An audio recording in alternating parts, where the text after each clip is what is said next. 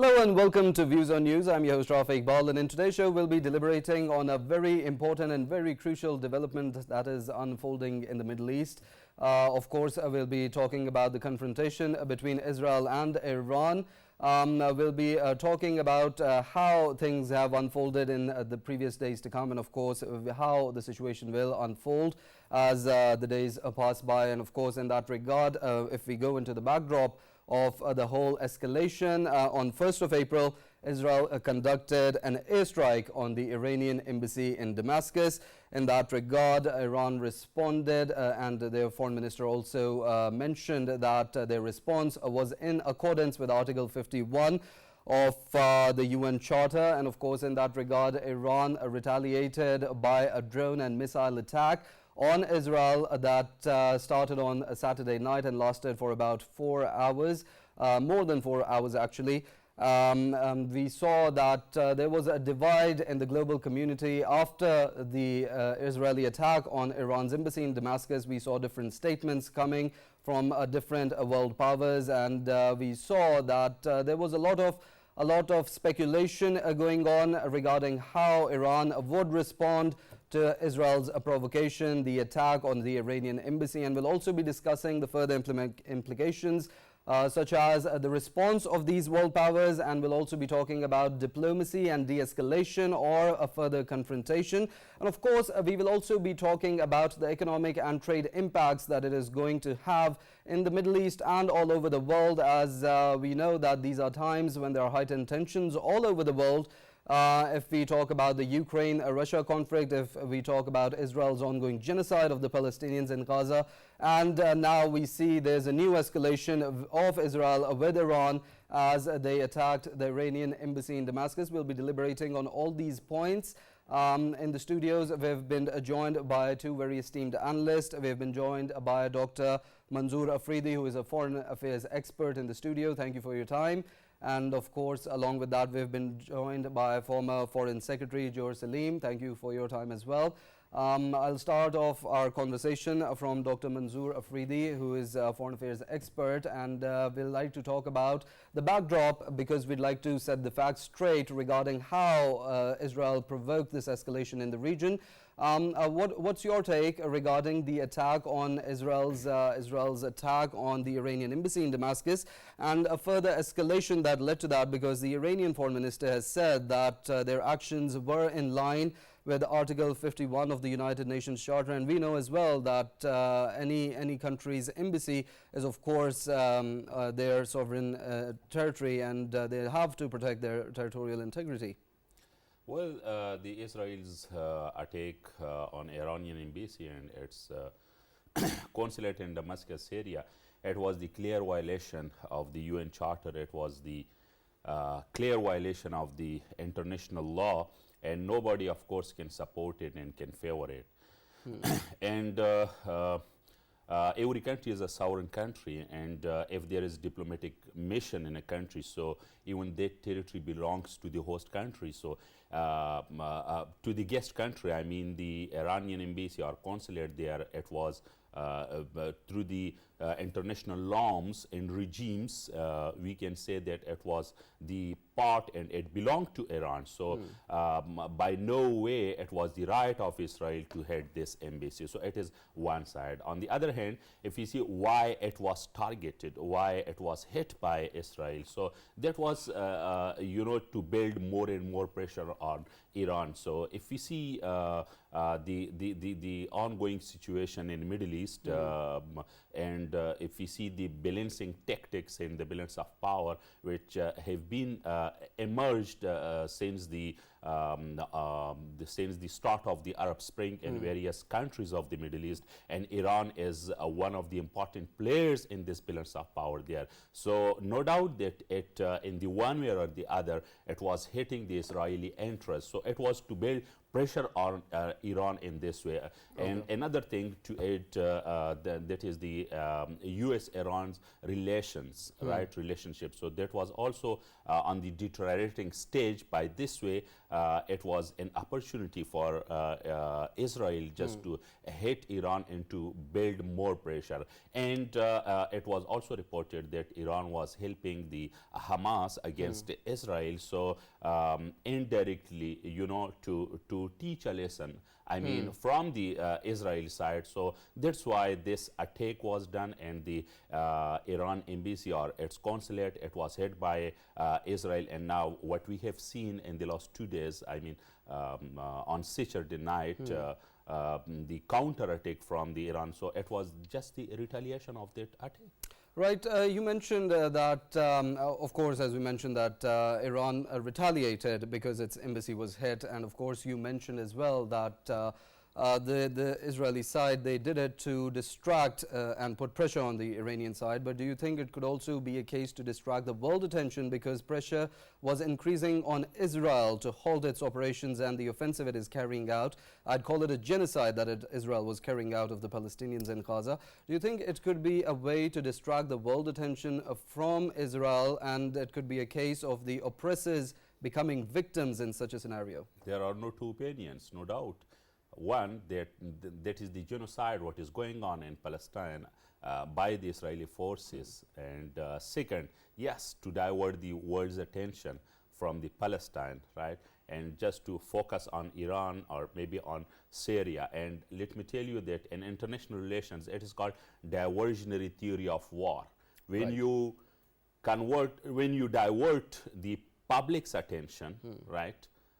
Mostly from the internal situation, or here in the case of Israel and Palestine, to something else, to open a new front, right, of war, escalation, or violence, anything. So already Middle East is a destabilized region, so that is a volatile region. And I think all countries, whether those are major powers or you know, they are just normal, I mean, in every position they are very much concerned about the Middle East, right? So it is always very much prone to various conflicts, religious, strategic, military, ethnic, and sectarian, and so on. So yes, that just to divert the world's public opinion or world or international community's attention from the genocide by the Israelis and Palestine, and to have focus on that. Elsewhere.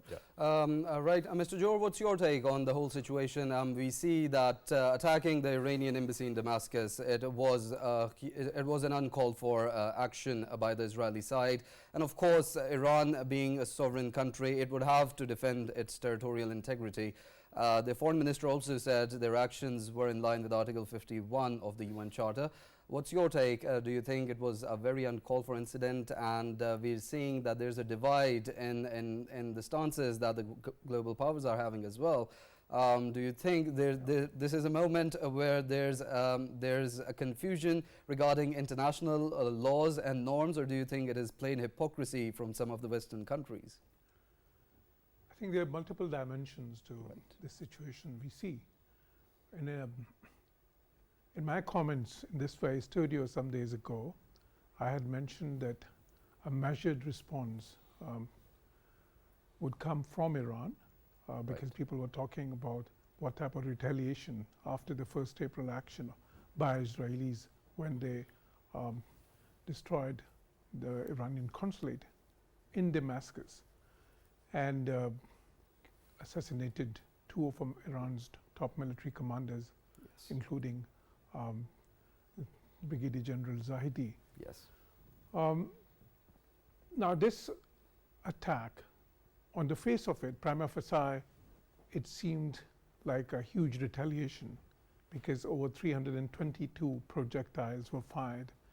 And the attack, the very significant element of the attack is there was the first time ever that Iran had launched a direct attack on Israel, because previously it used to be through the Proxies. other organizations, which the Westerns call Iranian proxies. But this time, it was a direct attack, and from Iran to Israel. Yes. And 322 projectiles, mostly 170 drones, and then the cruise missiles, some cruise missiles, and some ballistic missiles as well. But they had beforehand informed the Americans through various channels that their attack would be concentrated on a specific area, as they have later claimed that the attack was basically on the Israeli base from where their F-35 fighters flew to attack the Iranian mission in Damascus. And Iranians had also conveyed between the lines that they would make sure from their perspective that there are no casualties. And this is what I had mentioned in my comments as well, that even the last time when a similar instance happened, when General Qasem Soleimani was killed by the Americans, Iran retaliated, but it retaliated in a way there were not many casualties. I mean, actually any casualties, any American casualties, or some buildings were destroyed on an American base. In this instance as well, what we see is there's some, the Israelis claim there's some minor damage to that their installations. Iranians claim that that base has been destroyed. Now, these are disputed claims, but the fact is that there have been no casualties. The only instance that we see is a 7-year-old kid who was hit indirectly by the shrapnels, injured. It's probably still in hospital.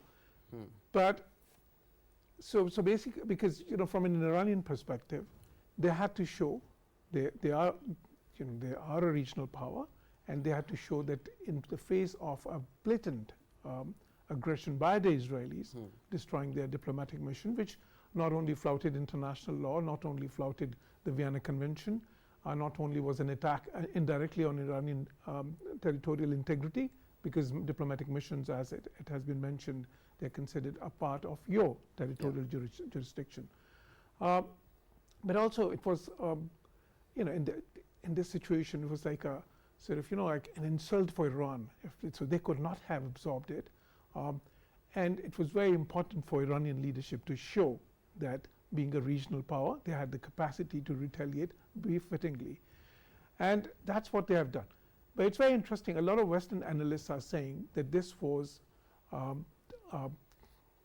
an amazing spectacle, but planned in a way that the impact, the optics impact in terms of optics was great, but in real terms, none of the civilian centers were hit, no casualties, and the Iranians knew very well, because they're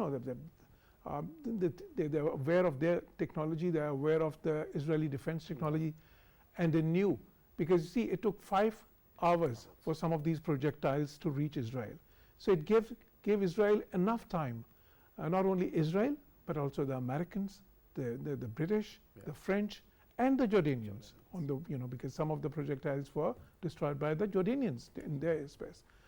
So, and they have claimed, like the Americans and Israelis have claimed, 99% of those projectiles were destroyed before impact. So now, the situation that we see is that on the one hand, Israelis did what they did.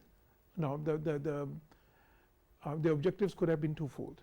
First of all, primarily the objective would have been diversionary, because like there was so much criticism going on, and there was so much condemnation from all over the world, and Israel was very much isolated. That is one thing. The second is, some analysts are claiming that because the Israelis felt that Brigadier General Zahidi was the one who was operating from there, in terms of supporting the Hamas operations and the other operations in the region. So they wanted to then take him out, and of course the other general and some of their associates, so that that dimension of support could be cut off. Okay, that is their perspective. But whatever was their primary objective, the fact is that it has plunged the region into a very incendiary situation, because because like now Iran has responded. Now Israel is claiming that they would also retaliate. Yes. The Americans are trying to stop them, and Americans in trying to stop them have very clearly stated, Biden has stated, Blinken has stated, that they are not going to be a part of any retaliation, because there is now what are the like what are the fears because of which the world is very deeply concerned. Israelis have been talking about taking out Iran's nuclear installations for a long time. In fact, there were instances where they had planned operations as well, but somehow Americans were able to prevail upon them not to carry out those strikes. So one dimension is, what if they find, because this could be an excuse to and they have said that they will launch some sort of a retaliation. So it could be which like some analysts have said, and some in fact of Israeli officials have said anonymously, could be an airstrike on one of the Iranian installations. Right. But the question is, what kind of installation? Is it going to be on their nuclear installations? Because if that happens, that in that case, then it could lead to a wider. It's going to be chaos. Wider conflict. Now, Americans would be trying to, because before this as well, the Americans had been conducting intense diplomacy to do 2 or 3 things. One was to ensure that this conflict, what was happening in Gaza, did not widen. Right. And one of the things they were particularly focused on was that Iran did not get directly involved, or other, what they call Iranian proxies like Hezbollah, they did not get directly involved against Israel. That's one thing. Secondly, the Americans were trying that the Gaza operation, the ground assault on Gaza, which Israelis have been planning to launch, they have been trying to desist them from carrying out that particular ground assault, because already there are 33,700, more than 33,700 deaths. But a ground assault on Gaza could lead to perhaps much bigger carnage. So Americans have been trying to stop that, and there have been negotiations going on between Israelis and Americans to find alternative ways and means. Despite that, Israelis were about to launch some sort of an operation there, and they have postponed that now. So one is that. The second is now the political dimension, the internal political dimension within Israel. Right. Netanyahu, before 7th October was under immense pressure, political pressure to resign or call fresh elections. Then when 7th October happened, following that they formed a war cabinet and and then of course there was an additional pressure on him because having failed to prevent that attack, he had become a scapegoat of sorts. On the other hand, it provided him with an opportunity as well to show the Israeli population know that he is the type of strong leader that they crave for always, and that is why his invasion of Gaza had been so brutal. Now again, in recent weeks, there have been again demonstration in Israel calling for his resignation. To the extent that some of the Senator Schumer in America even had said, which was very unprecedented, that Israel should have fresh elections and because Netanyahu has lost the confidence of Israelis. Yes.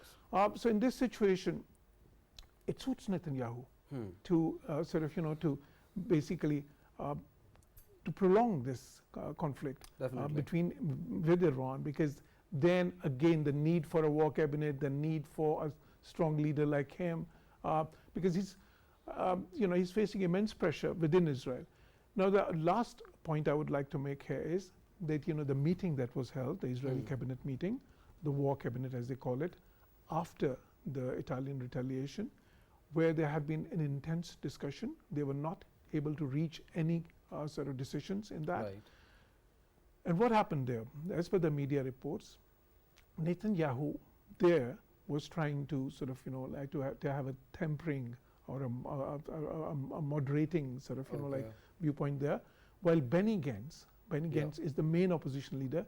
He's a former chief of their defense forces, and he's very popular, and he has been deputy prime minister before, and he was said to be a prime minister once with Netanyahu, but then the coalition collapsed.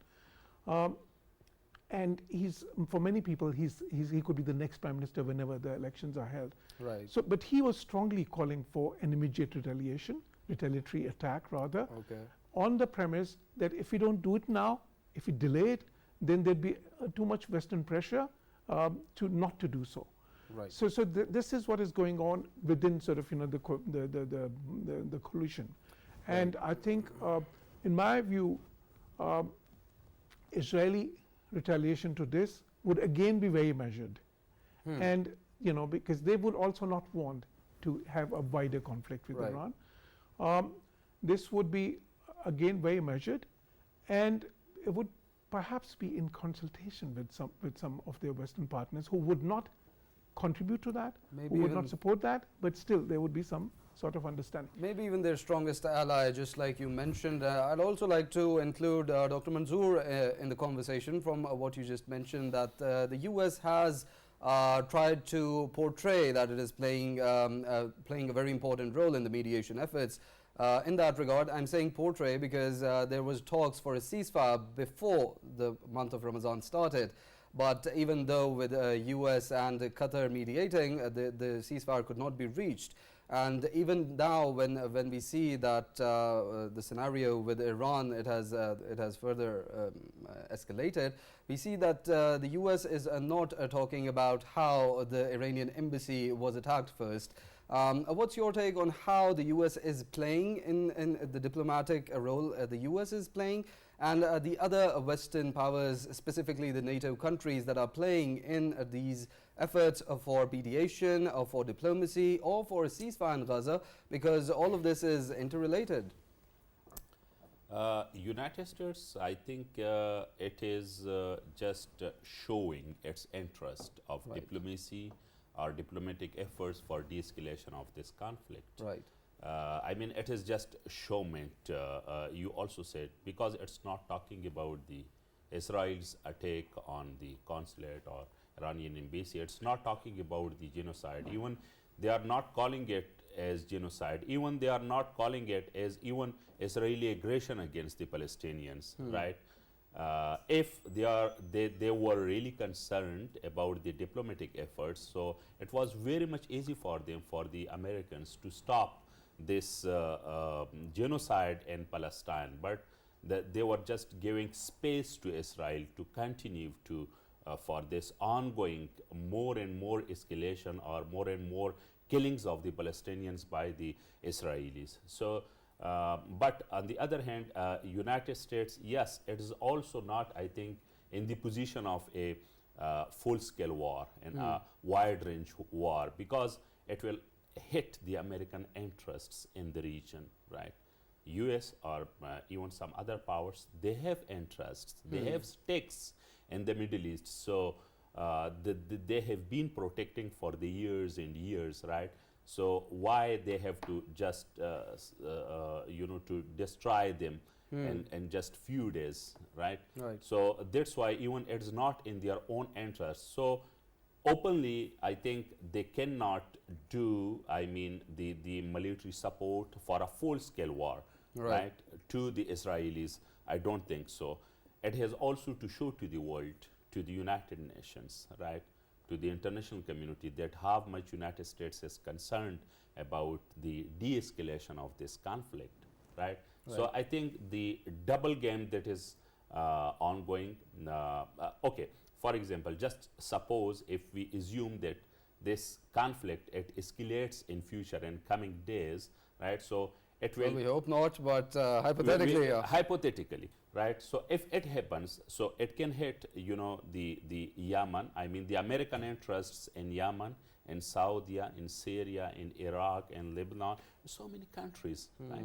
So then United States will be in hot waters. Very just true. to avoid them, so openly, I think it won't do something, what it has already done in the past with Israelis. So these are interesting and complex times that we're seeing in the global sphere of diplomacy. But Mr. Jauhar, I'd like to ask you as well, considering that we talked about the US diplomacy, there's also other powers that are having diplomatic efforts. I'd like to talk about China and Russia.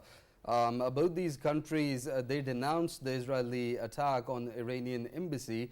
And we've also seen other countries that have talked about this as well. Do we see there's a divide in the global powers? And how can this be de-escalated? Do you think the United Nations should play its role? Because these are times when we're seeing there's two different blocks in the world, and there needs to be a balance of power between them. Yeah, I think in that regard, what we see is within the UN as well, they called an emergency UNSC Yes. session after that, and there was pretty hot discussion there because of the fact that the Iranian ambassador and the Israeli ambassadors, they traded barbs with each other, which was very much expected. But at the end of it, I think what we have seen is most of the countries, they're calling for restraint and de-escalation and expressing deep concern. Western countries, the statements emanating from Western capitals, they have denounced Iran's actions, Right. The most recent retaliation. But the wider world, China, Russia, countries in Asia, countries in Latin America, everywhere, they did not denounce Iran because they all know that the original action or the original sin was by the Israelis. So they did not think Iran was the aggressor in this situation. They understood that Iran had to retaliate, and they also are they're smart enough to see that the retaliation has been very measured despite the optics of it. Having stated that, all the countries in the world, particularly the major ones, they're alarmed by the situation. For instance, we noticed that the Argentinian president, who was on a tour of Denmark, he cut short his tour, went back to Argentina to have an emergency meeting. See, although Argentina is a far-off country, Yeah. but why? Because a wider conflict in the region could lead to a sharp increase in the oil prices, much beyond $100 a barrel, and that could spell trouble for the world economy, which is already in a very fragile condition. And also, not just the economic reasons, like nobody wants a war, which could sort of, like a war which could, in any case, start some sort of a chain reaction and involve other countries as well. That is why what we've seen is that strong statements from important countries such as China and Russia, and not just statements, we also see diplomacy. That's why a moment, for instance, Egypt, when Egypt, when they their foreign office made a statement, they did not just call for restraint and sort of the de-escalation, but also said that they were involved in intense diplomacy, right as they spoke, to avoid that type of a situation. Americans are very much involved. Western countries are involved. I'm sure that they are all impressing upon Israel the need to. They know that there would be some sort of a retaliation. But for instance, Blinken, he said, strength and wisdom are two sides of the same coin, meaning thereby that Israel is a strong country. They've demonstrated their strength by blocking all these attacks, and now is the time for wisdom, for restraint. Similarly, President Biden said that Israel should take this as a win because they were able to stop 99% of those projectiles, although with the help. And he also emphasized, and they have actually made it a point to give that information to the media, that just America was able to intercept 72 of the projectiles fired, and so were the many other countries.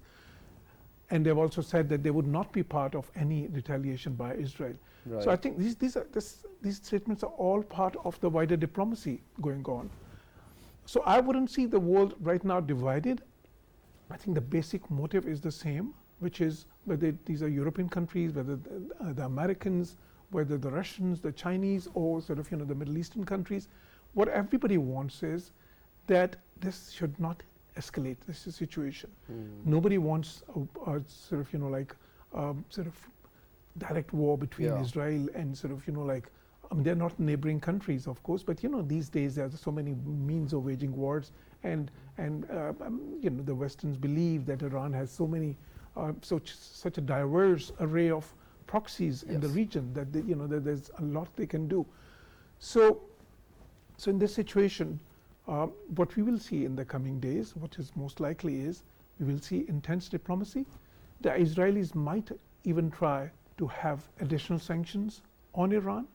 They will also, the other countries will probably urge China, because China is supposed to have a great influence on Iran. Why? Because they buy 90% of Iran's oil, because Iran is under sanctions.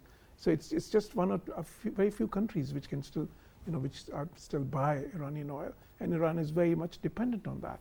So I think they will find all possible avenues to impress upon Iran and impress upon Israel the need to walk back from this confrontation.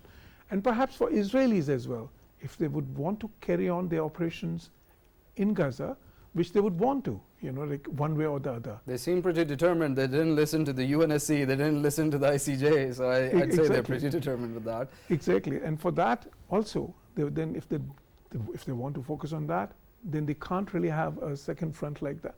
So I believe that sanity will prevail in the coming weeks, coming days and weeks and months, and hopefully the world would be able to, with the intervention of a lot of important players, global players, regional players, to avoid a situation which would not only destabilize that region further, but also have a great disruptive effect on the world economy.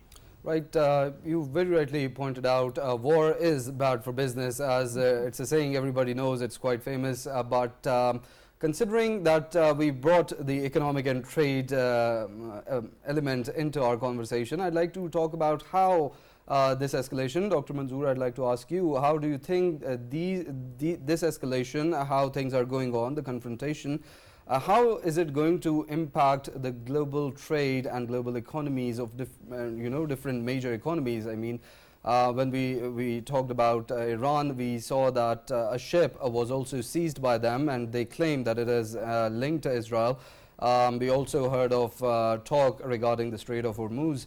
Do you think when we talk about escalation, we talk about tensions, we talked about confrontation, and when this element comes into play as well, it could prove as very dangerous for even those elements that do not want to be involved in such a conflict? Indian Ocean is important, Strait of Hormuz is important, Arabian Sea is important. I mean, all these waterways or the water bodies in the adjacent to Middle East, these are very much significant in world trade. As Jauhar Saab also said that 90% of Iranian oil, China is the purchaser. China buy them, purchase them. So Iran is very much dependent on it. And China is also very much in the hunt of energy, right? This BRI, Belt and Road Initiative, the main purpose, one of the most important purposes, that is, to secure energy and energy routes, right? And CPEC is also one of the flag projects of the BRI. I don't want to give detail of BRI, but just to hint about it. And second, about the this Persian Gulf and Strait of Hormuz, if we talk, so more than 40% of oil, it goes daily, it passes through this strait, right? The world's oil, the world's trade even, right? So very much significant. Right. So if anything can happen, surely it can hit the world economy and the emerging economies. Even it's not in the interest of India. If we talk about the strategic relationship, the defense relationship of India and Israel, right? So very much strong. But on the other hand, if we see the India's economic interests in the Middle East with Saudi Arabia, UAE, Iran, right? Mostly these three countries and also some others. So nobody can deny it. On the and more to it, India is also one of the fast-growing economies of the world, right? So in this sense, I think all the major powers or regional powers, right, they would try their utmost for de-escalation of this conflict, because it can hamper the regional trade of Middle East, the intra-regional as well as the inter-regional trade, right? Right. It can also cause the increase in the oil prices, just like Jauhar Saab said. It can also have far-reaching global economic impacts, not only on the adjacent regions of the Middle East, like South Asia or even Central Asia or the North Africa, but even Latin America or even the North America, even Africa, they can also reach over there. So most importantly, in major powers, United States and even more than that, China is very much significant in this regard in economic perspective. And regional countries, Pakistan is also there, India is there, maybe Malaysia or Indonesia, some other countries. Dr. Right? Manzoor, sorry to cut you, but I'd like to ask you, do you think hydrocarbons and oil playing a major role in de-escalating the situation? Because oil is going to prove as a very significant factor. As we know, the Middle East is famous for it, and Iran, of course, also supplies to China as well, one of the biggest consumers of it. Do you think oil is going to be one of those factors that is going to play a role in making these countries de-escalate these tensions? Because obviously they would have their interests with oil. Securing routes, that is important for China, Right. So we know about the Strait of Malacca dilemma, we know about the very strong and dominant kind of hegemonic position of the United States in Asia Pacific. We know about the objective behind the launch of the BRI, right? So mainly that was the energy, and mainly that was to secure the energy routes, right? Not only for 5 or 10 years, but even for 100 years, and even for more than that, right? So that's why I think that hydrocarbon resource is very much important, first in the Middle East and after that even in Central Asia. Look to the China's, this BRI, the China-Central Asia corridor, the China-Mongolia-Russia corridor, the China-Eurasian corridor. So even 3 corridors, they are passing through or adjacent to Central Asia, right? Why? Because Central Asia is also, after the Middle East, that is the second region which is rich in the hydrocarbon resources. And we know, all of us, we know about the new great game, right? It is for energy, it is for Central Asia, for hydrocarbon resources.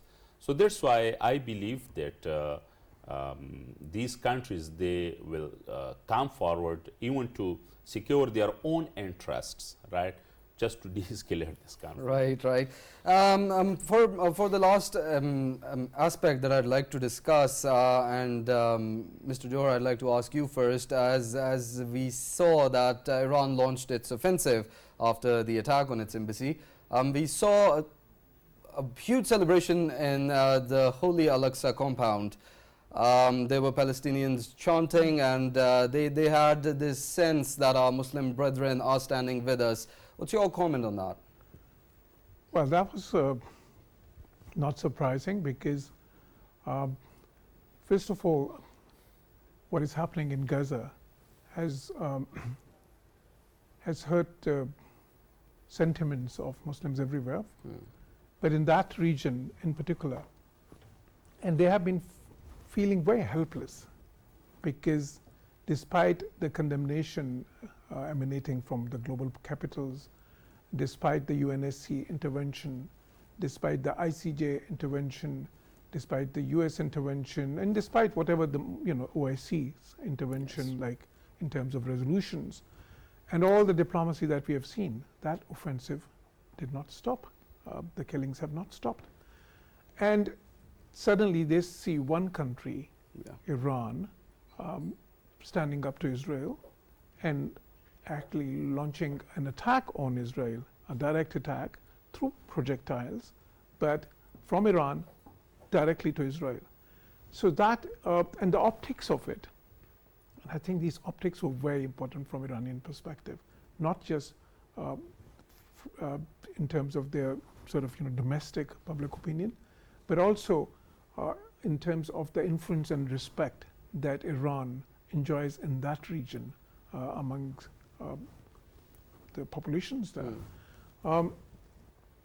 And this retaliation, which many felt, although it's a very measured one, but on the face of it, it seems a massive retaliation.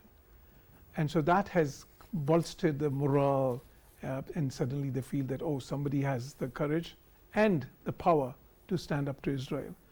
So it is, it's not surprising at all.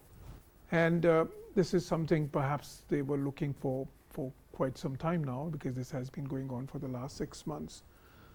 But having said that, I think this is not time for emotions. This is time for diplomacy.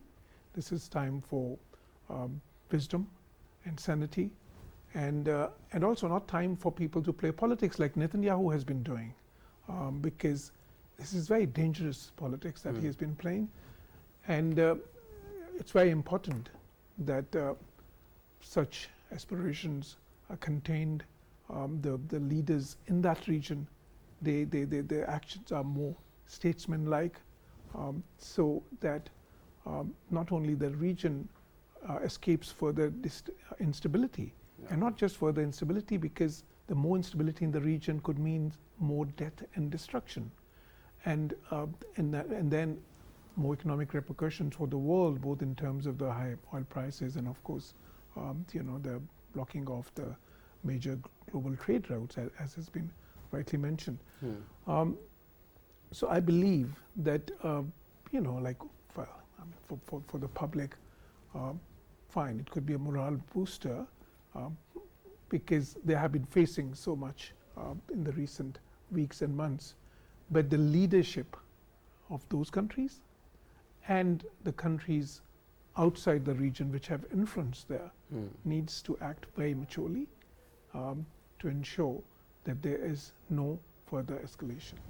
Right. Unfortunately, we're short on time, but our conversation was very fruitful, and of course, having insights from both of you, it was very, very articulate in your views as well. In today's show, we talked about the different implications and different aspects of the escalation between Israel and Iran. And of course, we talked about the global trade implications, we talked about the diplomacy efforts, and we talked about the future prospects and how the situation could further unfold. In the studios, we were joined by the esteemed former Foreign Secretary Jauhar Saleem Saab. Along with that, we were joined by esteemed Dr. Manzoor Afridi, Foreign Affairs expert. And we deliberated on these very important topics, and we'll be further discussing the whole situation as it unfolds as well. With that, we conclude today's show. It's a goodbye, and take care.